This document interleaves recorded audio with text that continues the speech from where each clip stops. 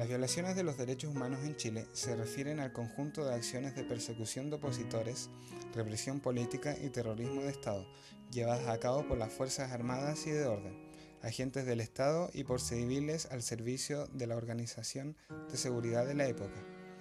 Durante el régimen militar de Augusto Pinochet en Chile, entre el 11 de septiembre de 1973 y el 11 de marzo de 1990, el 11 de septiembre de 1973, un golpe de Estado al mando de los comandantes en jefe de las Fuerzas Armadas terminó con el gobierno constitucional del presidente Salvador Allende y comenzó el gobierno, o mejor dicho, dictadura militar, gobernada por Augusto Pinochet.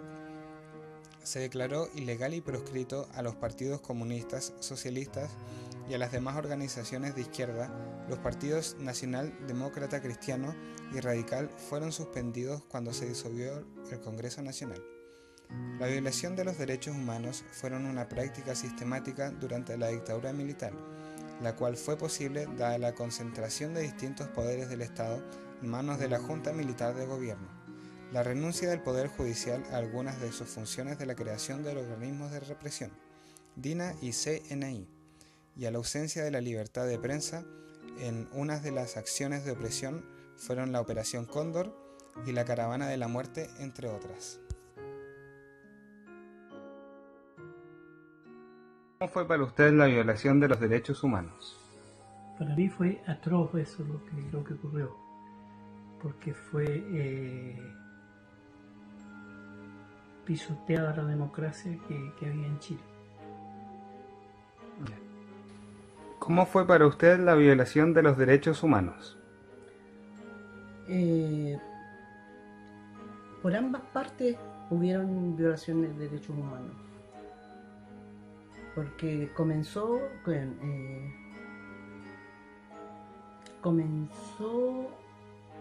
que se levantó el país y empezaron a quitar las tierras, a asaltar empresas y todo, y fue tanto el desorden que luego vino el golpe de Estado y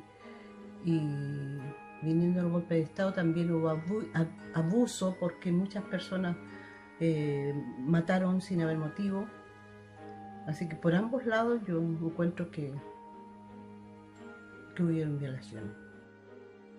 Las violaciones de los derechos humanos fueron una práctica sistemática durante la dictadura militar, la cual fue posible dada la concentración de distintos poderes del Estado en manos de la Junta Militar de Gobierno, la renuncia del Poder Judicial a algunas de sus funciones, a la creación de organismos represivos y a la ausencia de libertad de prensa. Los organismos represivos fueron llamados la DINA, la CNI. La DINA era la Dirección de Inteligencia Nacional, que fue una policía secreta durante la dictadura militar, en la cual fue creada formalmente a través del decreto de la Ley 521 de junio de 1974, aunque ya funcionaba de facto desde fines de 1973. La CNI fue creada por el decreto Ley 1878 el 13 de agosto de 1977. Se creó luego de que su antecesora, la DINA, fuese disuelta en 1977 por múltiples conflictos internos de poder. A pesar de ser un organismo integrante de la Defensa Nacional, la CNI dependía directamente del ministro interino. ¿En qué le afectó a usted? Nada, porque yo nunca me metí en nada, nunca estaba en ninguna cosa, ni en sindicato, ni en política, en nada.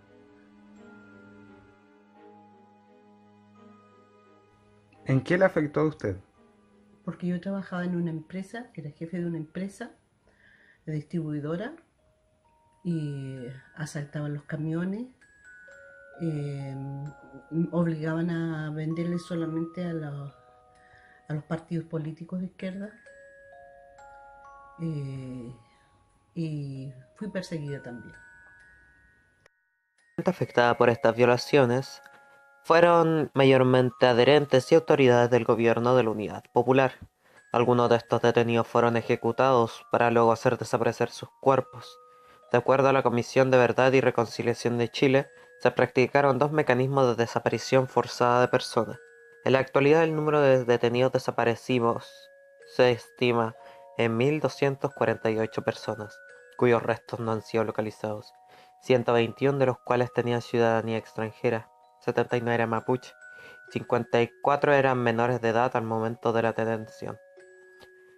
Durante esta época, la gente mayormente afectada fueron sospechosos de haber sido de la Unidad Popular, al igual que los participantes de la Unidad Popular en sí. Entre las miles de víctimas de los derechos humanos en Chile se encuentran varios diputados, senadores, ministros de Estado, rectores de universidades, alcaldes y miembros de las Fuerzas Armadas. También se encuentran intendentes, funcionarios públicos, periodistas, profesores, académicos, sacerdotes, dirigentes sindicales, sociales, políticos, artistas, estudiantes, agricultores, dueñas de casa, profesionales, obreros, indígenas, etc. ¿Tiene alguien cercano detenido, desaparecido o que se haya visto afectado por la violación de los derechos humanos? No, nadie.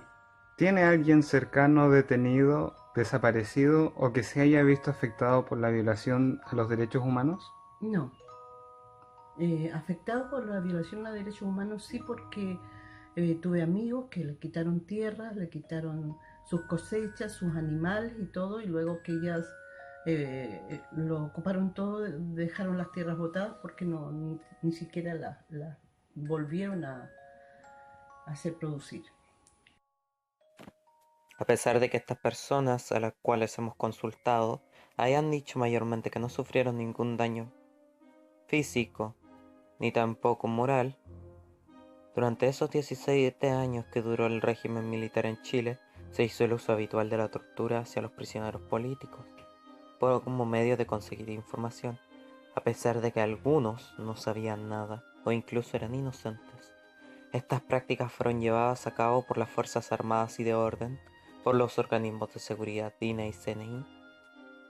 Entre las torturas más comunes que se encontraban eran golpizas reiteradas, lesiones corporales provocadas, colgamientos, aplicación de electricidad en un mecanismo llamado la parrilla, amenazas, simulacros de fusilamiento, humillaciones y vejámenes, desnudamientos, violaciones y abusos sexuales, confinamientos en condiciones infrahumanas, privación de sueño, privación por extensos periodos de tiempo de alimentos y líquidos, asfixia y o ahogamiento. Cabe señalar que muchas de estas personas terminaron muriendo, como algunos familiares tuvieron que presenciar fusilamientos, torturas y vejámenes de otros prisioneros o incluso familiares de aquellos prisioneros. Destacaré también que muchas personas inocentes tuvieron que estar viendo estos momentos a pesar de no haber tenido ninguna cosa que ver con la unidad política ni con el gobierno. ¿Siente que el golpe de Estado fue necesario para la nación? Fue necesario para poder frenar todas las violaciones que habían comenzado antes con el levantamiento de las tomas y todo eso. Algo tenía que frenar, pero no justifico las muertes tampoco. Muchas gracias. ¿Siente que el golpe de Estado fue necesario para la nación? Por el momento que se está viviendo en Chile, sí, fue necesario. Pero lo que no estoy de acuerdo con las cosas que ocurrieron, con la persecución de la gente, encarcelar a la gente porque no pensaban como ellos. Muchas gracias. Para saber qué originó el golpe del Estado, hay que ver cuáles fueron las causas de la caída del gobierno de Allende. La primera causa sería la Guerra Fría, en aquella época el enfrentamiento entre Estados Unidos y la URSS, que se manifiesta en forma efectiva a través del financiamiento de las campañas políticas. Salvador Allende recibe dinero directamente de la Unión Soviética, a través del cual logra imponerse sobre sus competidores. La segunda causa está relacionada con el rol de la derecha política, la democracia cristiana y la Iglesia católica, que utilizan la campaña del terror en contra de las acciones del gobierno. Cada vez el clamor final es solicitar la intervención militar. La tercera causa se reconoce como tendencia política. El comunismo se implanta a través de distintas políticas en forma diferente, por parte del presidente y el Partido Comunista. Salvador Allende resulta ser más moderado y el Partido Comunista es más radical. Esas fueron las causas de la caída del gobierno de Allende, en la cual se decía que el golpe de Estado era extremadamente necesario. Pero el expresidente Lagos afirmó que durante el gobierno del presidente Allende, las instituciones y los poderes del Estado funcionaban. Michelle Bachelet a su vez dijo en el acto de los 40 años del golpe que en esos años se requería más democracia, no un golpe. El golpe, continuó afirmando, era evitable. Incluso el presidente Piñera, en el acto organizado en La Moneda, afirmó que el golpe fue predecible, pero no inevitable.